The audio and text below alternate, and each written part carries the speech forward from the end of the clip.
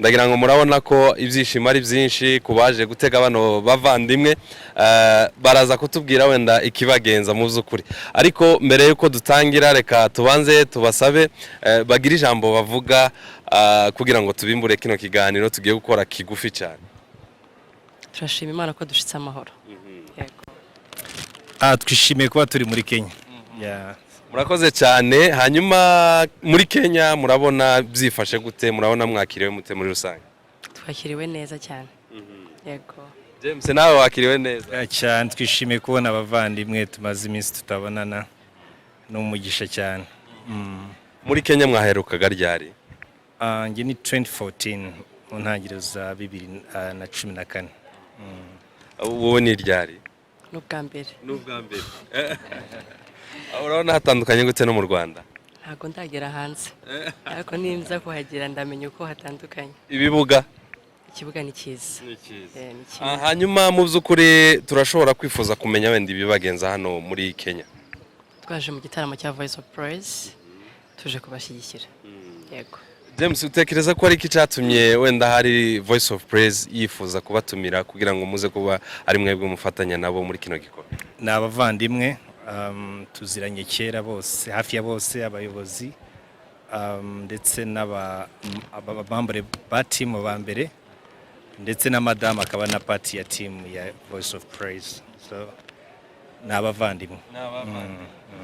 Hanyuma igitaramo cyangwa se concert mu by'ukuri yiteguwe n'abantu benshi mu mujyi wa Nairobi, mwebwe expectation mufite ni nkiyihe? Twiteguye gutaramira Imana nta yindi. Twabwira abantu bakaza kugira ngo tuzahuze imbaraga zacu dutaramira Imana. Yego. James, kuba muririmbana na madame wawe, ese mwaba mwarahuye ryari kugira ngo mubashe gutangira gukorana umurimo w'Imana hamwe? Twamenyanye mbere ya 2010 mu Rwanda, ariko tuza kumenyana neza 2013 mu Bugande. Rero niho n'ibindi byose byakurikiye. Kuba muririmbana, ese uzumva ko hari abandi bantu wakwifuza kurimbana nabo mu gihe wenda Daniella ataba hari, cyangwa se Daniella wakwifuza kuba uririmba uri kumwe n'abandi bantu wenda batari James? Nta wundi nifuza urenze umutware wanjye. James wowe ubyumva ute? Ntago bikunda. Aho mbandi ni habari, aho ari ni mbandi, so ntago bikunda. Mubona bihura neza uko mubyifuza? Cyane. True Promises niki ivuze kuri mwebwe? Nawe n'undi muryango wacu twabayemo kandi tunabana no mu buzima hafi bwa buri munsi mu Rwanda. Ndagira ngo mpe bagenzi banje ijambo bagire ibibazo babaza nabo. Murakoze cyane. Muheruka gusora indirimbo iri muri rw'igiswahili, ese haba hari izindi ndirimbo mutegura gusora kugira ngo n'abatumva ururimi rw'ikinyarwanda nabo bashobore kumva ubutumwa mutanga mu ndirimbo? Zirahari, dufite album y'Icyongereza, dufite album y'ingiyi twasohoye, hari izindi ndirimbo z'ibiswahili, harimo n'izo twatranslatinze tuzivana mu Kinyarwanda tuzishyira mu Giswahili. So umwaka utaza barimo indirimbo nyinshi z'amahanga, indimi z'amahanga ya.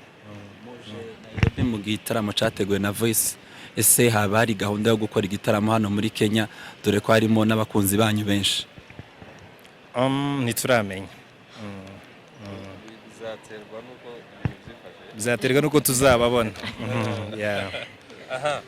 Mu Rwanda muri abantu bafashwe batse mu buryo bwa gospel, cyane ko dukunze kubona hariho aba gospel artist benshi kandi bose bakora neza cyane. Ese by'umwihariko nk'abo mushobora kwifuza gukorana amakolabo menshi kurenza abandi nabahe? Icyo kibazo kiragoye. Abahanzi bo mu Rwanda benshi bazi kuririmba kandi benshi bakorera Imana.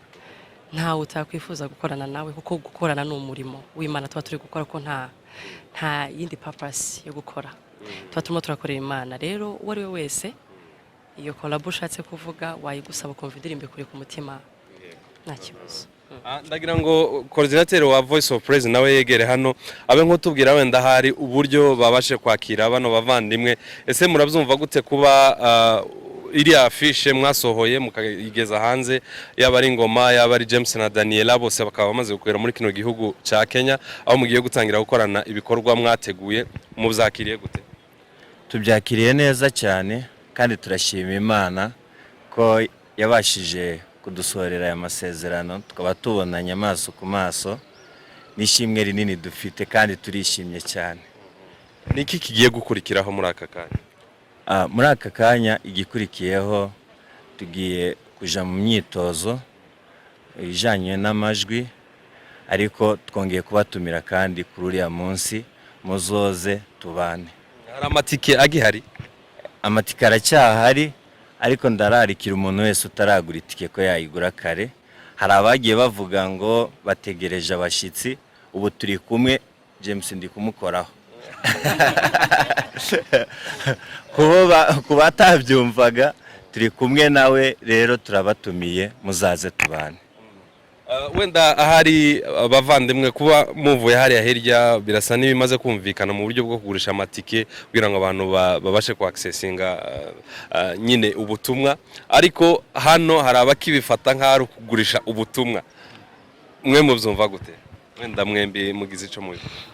Ekano gato nabivuga ko si njya mbisobanukira cyane, umutwari n'ububizi cyane, ariko iyo habaye igitaramo akabaho ntago aba ari ukwishyuza complètement, ahubwo no gutanga facilitation iri supporting team yateguye, baba bakodesheje salle, baba bishyuye instrument kugira ngo babashe gukora ibintu byiza. Rero iya bari support kandi buri wese atanga uko yifite bitewe na tike bashizeho.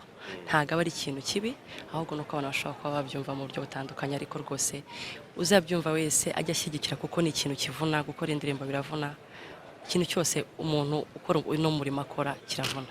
Rero mushyigikire Voice, mugura amatike, ntago ari ukugurisha ubutumwa, ahubwo no kugira ngo babone ibyo bintu bakeneye kugira ngo bategurire ibintu byiza. Yabisobanuye neza. Murakoze cyane, sinzi nimba hari ugifite irindi jambo yabaza abavandimwe hanyuma dusoza ikiganiro, ariko niba ntaryo murakoze cyane kandi ni karibu muri Kenya. Mu by'ukuri ndizera ndashidikanya ko benshi bari babiteguye kuba muhageze, rero ni ibintu byiza cyane. Hanyuma tuzakomeza dukurikirane kino gikorwa mu by'ukuri uko kirimo kugenda, tuzagenda tubibamenyesha. Nitwa Theo Kajiste, turabishimiye mwebwe mwese mugira amahoro Nyagasani.